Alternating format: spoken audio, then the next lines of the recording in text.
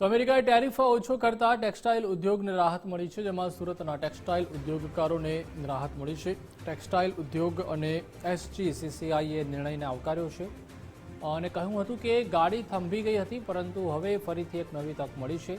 સુરત અને ભારતના ટેક્સટાઇલ ઉદ્યોગનો મોટો ફાયદો થશે તેમ પણ જણાવ્યું। समय से भारत और अमेरिका के बीच में व्यापार के संबंध में कुछ टैरिफ का बढ़ाया जाना, इससे व्यापार कहीं ना कहीं दोनों देशों के बीच में अवरुद्ध हो रहा था।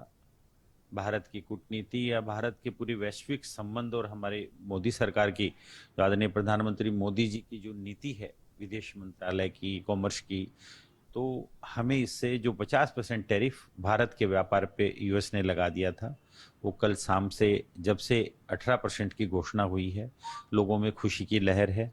18% होने के बाद भारतीय उत्पाद, भारत में बनने वाले प्रोडक्ट યુએસ में ખૂબ ડિમાન્ડ में रहेंगे। કારણ કે એક બાજુ બજેટની અંદર પણ ટેક્સટાઇલ ઉદ્યોગને બેનિફિટ આપ્યો છે અને સાથે સાથે જે ટ્રમ્પે જાહેરાત કરી છે કે 25%નું 18% કરી એટલે 7% જેવો, એટલે એવું માનું છું કે 25% જેવો ઘટાડો કરવામાં આવ્યો છે, જેને લઈને ટેક્સટાઇલ ઉદ્યોગ જે રીતે અમારું એક્સપોર્ટ 10,000 કરોડનું જે યુએસ સાથે હતું ને મોટું માર્કેટ ટેક્સટાઇલનું હતું તો યુએસ એક્સપોર્ટનું હતું, તો એમાં જે રીતે આખી ગાડી જે થંભી ગઈ હતી એની અંદર હવે કન્ટિન્યુટી કરવાનો મોકો મળશે। હવે પછીની પાછી શરૂઆત એક ચેનલ પાછી શરૂ થશે એવું મને લાગી રહ્યું છે। કારણ કે મોટામાં મોટી વાત કરીએ તો ભારતમાં જે રીતે ઇસલ કરન્સી જે કરોડ છે, ત્યાંના જે ગાર્મેન્ટ મેન્યુફેક્ચર છે એ લોકોને મોટો ફટકો પડ્યો હતો। હવે હું માનું છું કે એ ગાડી પાછી પાટા ઉપર આવશે।